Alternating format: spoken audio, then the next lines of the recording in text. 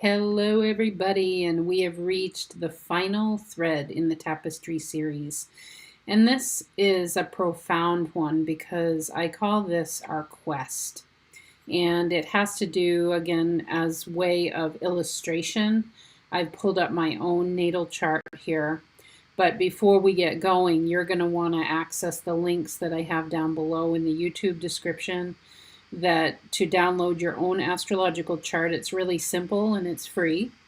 And then you're also going to want to access the links below having to do with each step that I'm going to be talking about.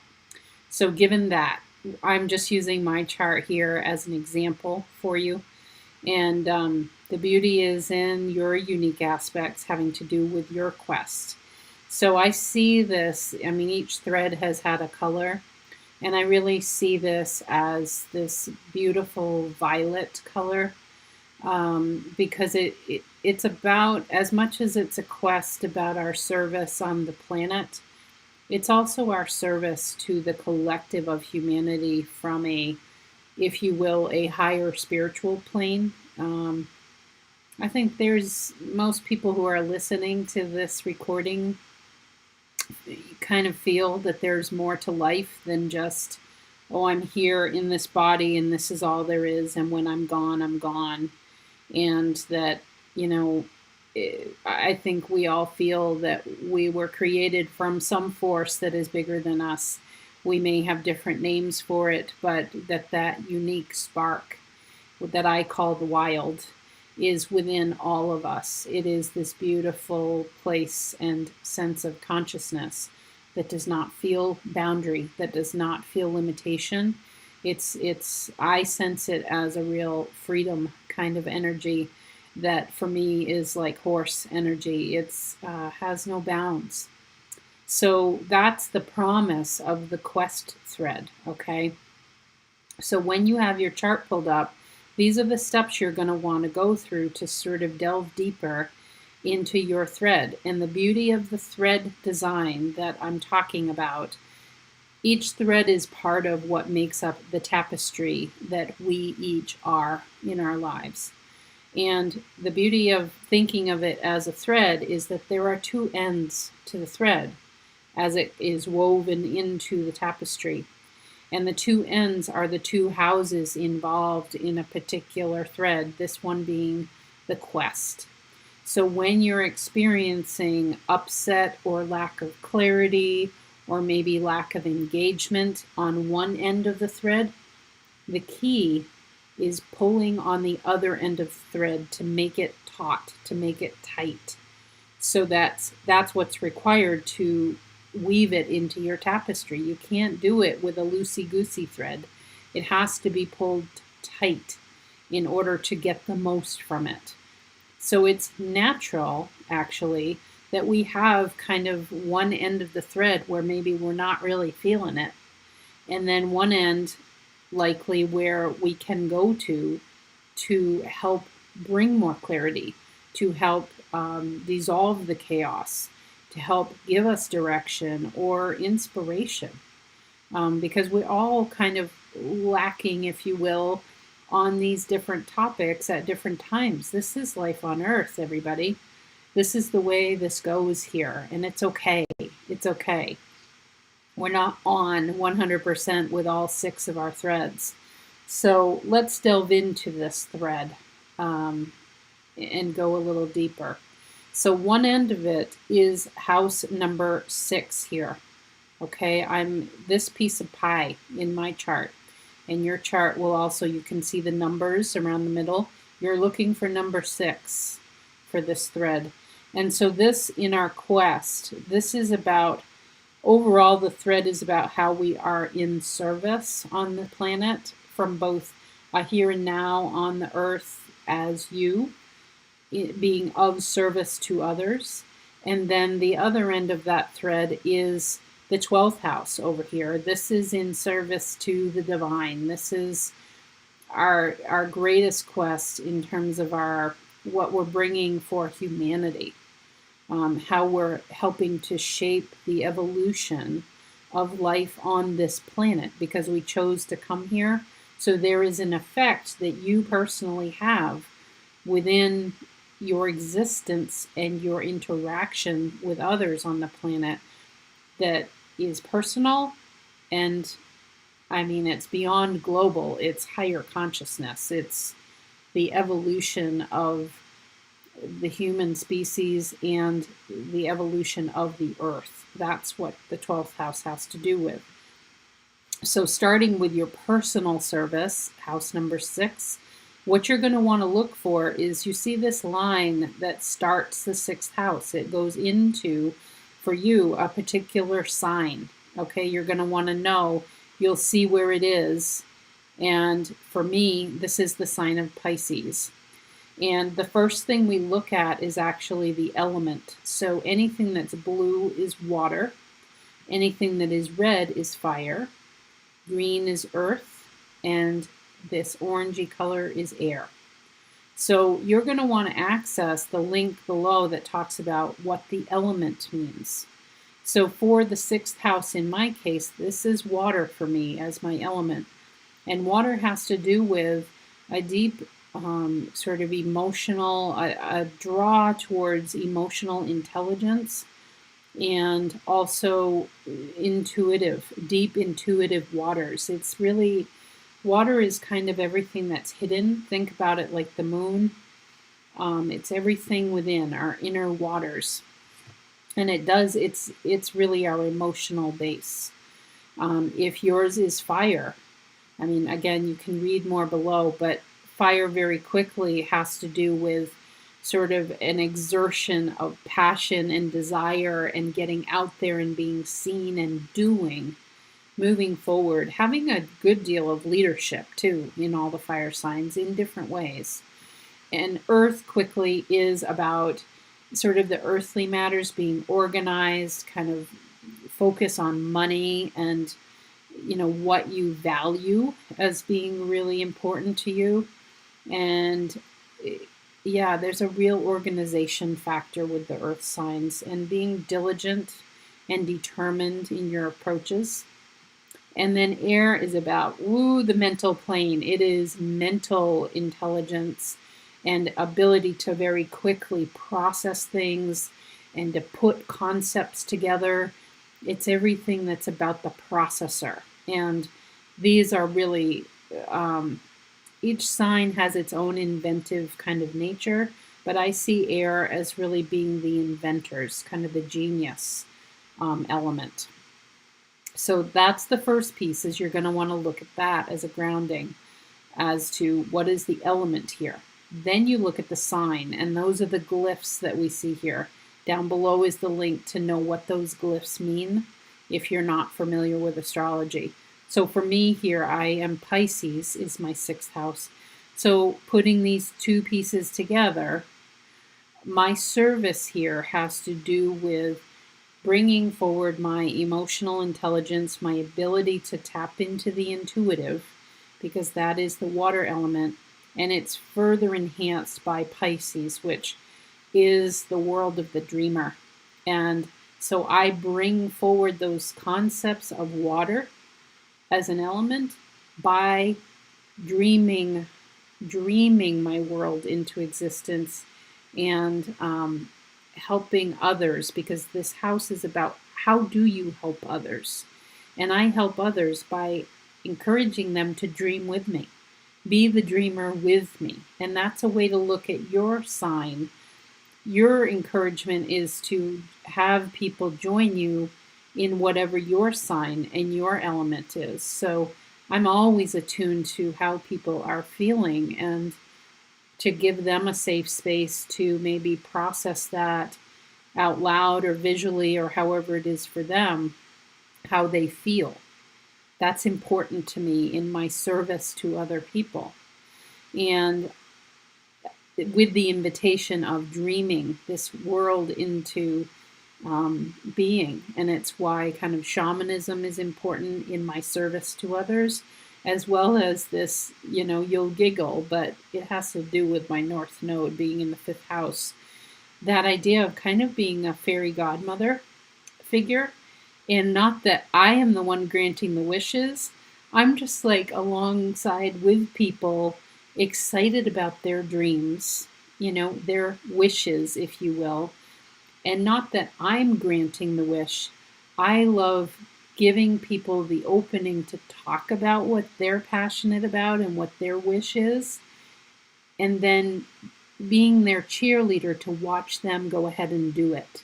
Because I believe in empowering other people to do that. I'm not the giver of that wish, but I am the biggest cheerleader of wishes. So that is, to me, this fairy godmother role that I feel I play, and that ties into Pisces.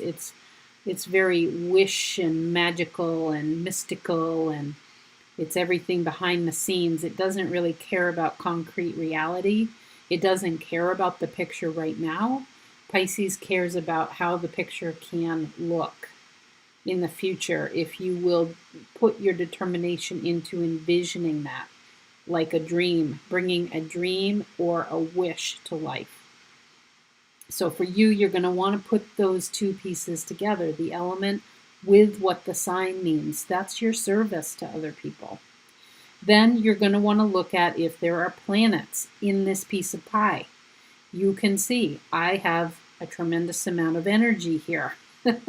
My sun, how I bring myself to this world, the juice that I bring to my daily existence is in service to other people. That's why I have a corporate job, but my business is so important to me. Call of the wild within. I'm directly speaking to this sixth house with my business in particular, but also in just being a friend to other people, or reaching out and offering a free card reading to somebody who seems like they can't see their own light. Not that I'm fixing it, but I'm offering another perspective from which they can then take in their own, view of what they see, whether it's with cards or astrology or what have you. I believe in doing those things. So my sun is that energy that I bring to it. I also have Chiron here. Chiron is known as, people love to call it, the wounded healer. I feel Chiron has come into a new day, though. And down below, you're going to see a link that talks about Chiron and what that means. This is really kind of the essence of it is, from your greatest wound comes your greatest gift. And this often will speak to past lifetimes. Chiron's my very favorite point of the chart in terms of a planetary asteroid energy, because it's really the key to your greatest gift in this lifetime. That's why I love it so much, and it's shaped like a key. So this is really of focus to me, is being of service, even when perhaps in the past lifetimes I was trying to be of service and it was shut down. And now I'm being able to bring service by being more fun, more buoyant with it, and being able to dream it into being. And then I also have Venus here, right tied up close with Chiron. That's called conjunct. They're holding hands. Venus is the planet of values. It's the planet of beauty. It's seeing the world through a lens of beauty. And it's where I see the value of people, even if they don't agree with me. And so all of these planets play into that sixth house of service. So for you, you're going to want to look at what are those planetary energies. And as an extra tidbit that you can look at, there are very tiny blue lines that indicate where, for instance, I have the sun, the blue line comes into Pisces. So I have that mystical dreamer kind of a personality about me. But then my Chiron and Venus actually come into Aries. That's where I bring tremendous firepower and leadership in my service. Is I believe in bringing people out of their suffering and into seeing the beauty of the world. That's how those are woven together. There is a leadership component in that, and it's where I'm very passionate. Aries is incredibly passionate and driven. So it will not a fire energy, if you've got that, whether it's Aries or Leo or Sagittarius, you will not be put down. So I have just endless respect in terms of values and integrity. That is Venus energy, and love and seeing beauty in people as part of my service, and also with the gift of Chiron. Okay, so that's, I'm not meaning to make this all about me. I'm trying to show you, you just want to keep weaving these together, and it helps to see where those planets fall, both in terms of element and sign. There's such deep information around all this. And keep in mind, you can go deeper even with Sabian symbology. And that is something that I do as part of my work, and you are invited to do as well. And to do that, by the way, with Sabian symbols, you would simply look up the symbol. In this case for Chiron, this is 5 minutes and 5 degrees and 41 minutes. You would look up Aries, because it's in the sign of Aries, Aries 6. So again, it's weaving all of this information together, and the Sabian symbol can give you that deeper meaning too. So overall, it's this sense of bringing this integrity, love of integrity, love of individuality within people, love of dreaming life into being. That is the core of my service. And emotional intelligence and intuition leading the way for that, for me. So you're going to want to know those components for you. That's how you personally bring your best in terms of helping other people. And this may or may not be tied to what you do for a career. Because as we talked about with thread 4, your fortune, that is the 10th house, is your career. And if you're lucky, you have a tie in to the 6th house. But it's not always the case, So in any case, that's where you bring in your personal service. Then across the way is the 12th house, and you would do the same thing. This is in terms of your service from a higher plane. This is the service to the mythical. It is ruled by Pisces and Neptune, the 12th house is. So this is about everything that is, your backstory, so to speak, and what you're doing here from a much higher realm, your contribution in that way. So again, 12th house, you're going to want to look at where this black line, what element and sign does it come into? For me, I have the earth element here, and this is the sign of Virgo. So earth is about being really diligent and being very dedicated to something, and having an organized approach to things, and being grounded. So this is where people laugh when I say this, but here it is in my chart. I'm a grounded woo-woo person. I do like to keep it real. And I do like to say, yeah, it's not all unicorns and rainbows. There's many instances in my life where I've needed to bring a grounded approach to spirituality concepts. And so this is where this does assist me in this regard. And Virgo is very organized. Virgo is very perfecting. And that's why you see in my spiritual practice, I keep honing. I love the specificity within astrology of going deeper by using the Sabian symbols. Because to me, it's not enough to say, oh, you've got Pluto in the 12th house in Virgo. I want to know more than that, and that's where the Sabians come in. That's my Virgo speaking in that 12th house. Your 12th house is like knowledge from past lifetimes, from a service perspective. What you were in service to in past lifetimes that you're bringing forward into this life. It's like accessing those keys that exist in all of you that can't be fit in this physical body. The physical body is down here. This is, you're fitting in your mastery here of what you're here to do. But this is like, okay, but what do I draw on from past lifetimes that I was in service to? Okay. So element, sign first. Then you look at the planets, and I have Pluto and Uranus here. So this is being, Pluto is about transformation and like death and rebirth. And so it speaks to me of some pretty perfecting, because it's in the sign of Virgo, and diligent practice around major transformation, being able to really transform your life in a big way. In fact, letting things die away when they no longer serve you. And then Uranus is the power of change, and I am a change lover. And that for me is in the air sign of Libra. So in order to bring balance, that's Libran energy.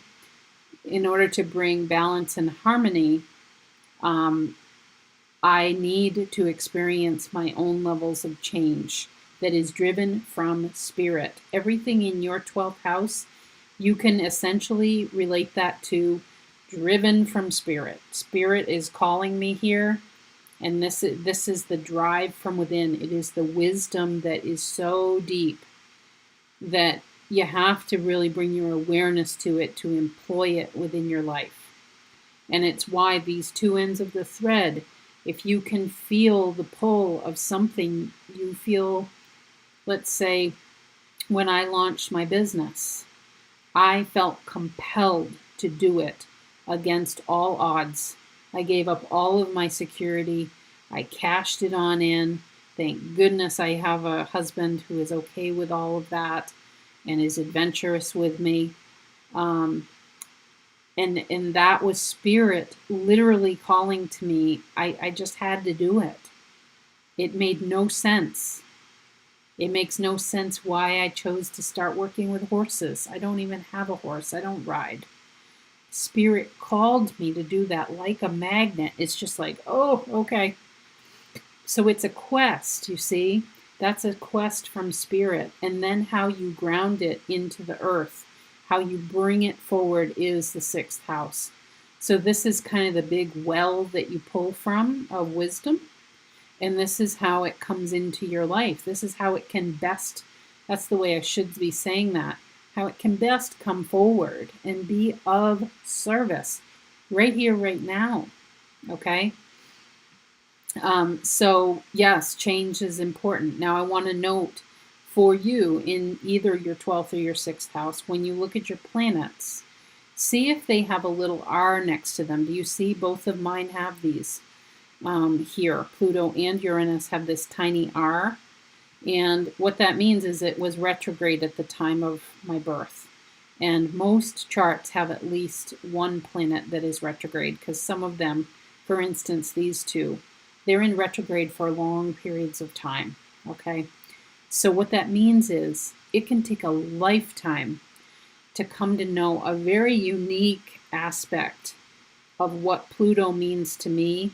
It's internal. I can't get the meaning of my Pluto from outside descriptors or outside guidelines of what Pluto means, of what transformation means to me. What does death and rebirth mean to me? That spirit is informing that for me, and it's very personal to me, and other people might not get it when I talk about what I mean by transformation and death and rebirth. And the same for Uranus. Change for me, I love it. Little things. I change my desk. I change my hair all the time. I put together different outfits. I put different colors together. I change my office around. I change furniture around. I love change. I have had so many cars in my lifetime. It's unbelievable. I love change because it spurs something new. And it, by putting myself in that new place, it's like I got to rejigger everything. And that for me is enlivening. It lights me up. And it is spirit that really calls for that change to come forward. for me because it's in my 12th house. So what is that for you? What are those planets for you? And are any of them retrograde?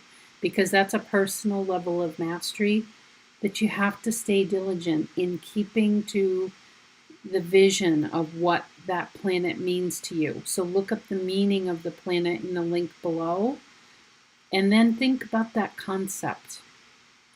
And think about where it falls, remember, like I have Pluto here in Earth and Virgo. So when you put those concepts together, what does that look like to you? And my guess is it's very unique for you if indeed your planet is retrograde, because those are the times when the planet is closest to the Earth. They're going in a backwards kind of a direction from our eyesight anyway. And what that means is you essentially hold the planet within you. It's very personal. And you have to have a lot of courage and diligence to stay true to that planet and to allow it to come forth within you, because you don't have anything to learn. I don't have anything to learn about transformation and death and rebirth when I look out at my world. I have the truth of that within me. Okay? So that's what a retrograde planet really means. It's just another, and it's not always easy with a retrograde planet because you won't see it reflected in your outer world. And it's why people with a retrograde Mercury in particular, your communication might come out in a way, or your processing of things might come out or be seen to you in ways that don't seem to match up with what other people think. It's because you've got a unique gift, your own special way. And you need to embrace it. Everything in your chart is by your design and for your benefit. Okay? So the final thing you're going to want to look at is if any of the planets in the 12th house are connected to any of the planets in the 6th house. And you will see here that I have this with both Pluto and Uranus. I have red lines that connect over here. And essentially, astrologers typically call this an opposition, and they put all this doom and gloom all over it. Your astrological chart was chosen by you to help you, like a tool belt that you wear around you for your lifetime. I cannot get my head around the fact that anything here is meant to be kind of, if you will, the death of you, like that it's meant to somehow super challenge you. There is value in the rub, in the contrast that we experience in life, and that's part of what an opposition, what that I call an alignment, might mean.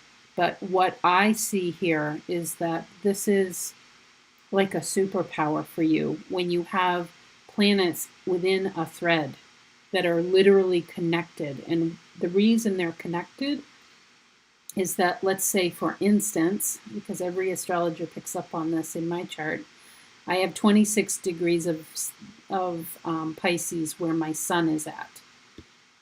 And I essentially, just over 26 degrees is where Pluto's at, directly across the way. That's why there's a line there, is because they're within the same degree points, and there's a certain orb, there's a certain amount of degrees that are considered to be really in opposition. I call it alignment. So the power is, here's you in the middle at the time of your birth. You've just come out of your mother, here you are, and look at those lines. It's like this is a ley line that, an energy line that is connected within you. This is a power here. So I don't see that as a problem that my sun opposes my Pluto. I see that as my power. I see that as like, wow, I've got both of these literally strung together. And the power is in using them together. So that's where you're going to want to look at. If you have these two between the 6th house and the 12th house, you're going to want to look at those meanings and say, how can I bring those together? Because that's where my power is. That's where my very unique power is. And let me tell you, it is uber potent if one or both of those planets that are connected have a little R next to them, R retrograde. You have something very unique to bring to this planet.